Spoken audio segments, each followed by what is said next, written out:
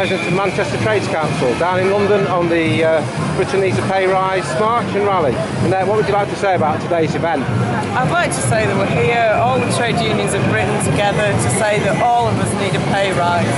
Those of us who are the minimum wage need £10 an hour immediately, and those of us who have had pay cuts and no pay rises for years need to get back at that level where we can afford our basic day-to-day needs, to be able to pay our bills, be able to buy our food, and be able to have some sort of a life in Britain today.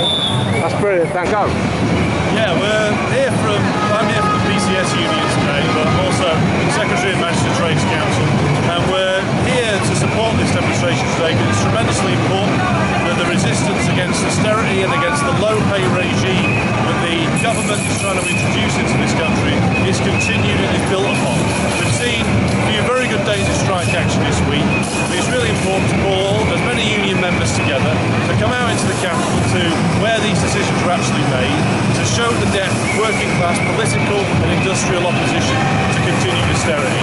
And we really need to build this movement to make more demonstrations like this, more industrial action, no matter who wins the election next May. Because if we don't, then we're going to be in for a low pay economy across the public sector and across the private sector, and a race to the bottom everywhere in industry. The trade union movement needs to build the resistance, needs to build the strike action, and needs to build demonstrations like this to show the government that we are not prepared to go into a low pay now, low pay forever situation. Jeff, why does Britain need a pay rise? This is the worst cut in working class living standards in peacetime in history. People are suffering as never before. We have 500,000 people using food banks. It's an absolute disgrace, isn't it? What do we do now when we go back to Manchester? Well, we have to use the spirit which we've shown in organising for today, the activities that we as Trades Council and as through our union branches have shown not only for today but elsewhere to actually redouble our efforts. We face a real challenge. The austerity is still continuing and there is no sign of an end. Can you complete this phrase? We are many. They are few. No, they are Tory scum. Well, I stand corrected. They are a few Tory scum. They are a very small minority, and yet they have been calling the shots. They have grown immensely wealthier in the last 4.5 years. And we have to show that if we can stand together, we can stop it. Thanks, Jeff. We're in Hyde Park and I'm talking to Chris Morley, who's the Northern Regional Organiser for the NUJ. Chris, why are you here today?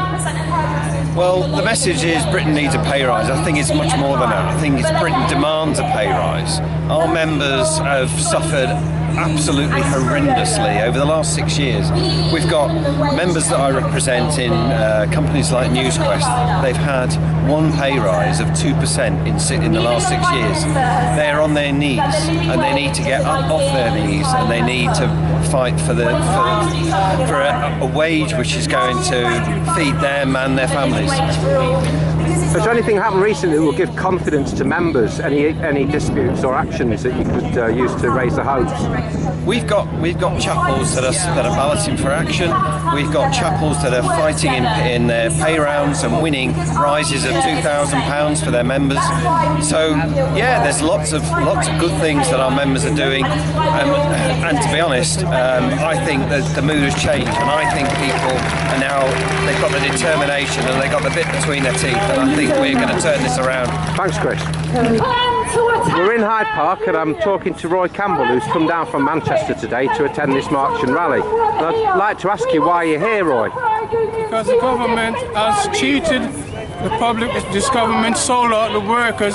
Well, imagine now the MPs have had 11% pay rise and the health service workers cannot even get not even 1% pay rise. Public workers can't get a pay rise, and people are working 0-hour contract, people are working part-time, people are not sure that their job is safe, people cannot take out a mortgage because they don't know what's around the corner, they don't know what will happen tomorrow, you see. People are not sure, people haven't got any confidence in this government, people haven't got any confidence in the economy. It's about public confidence. Do you ever think it's been as bad as this before? Not at all, but the government makes it bad. because they put up the bedroom, they bring in the bedroom tax, Right. the government bring in value-added tax. They don't need to do that when people like Starbucks, Google are not paying tax. Yeah. You should tax the rich who can afford it and not hit the poor where it hurts.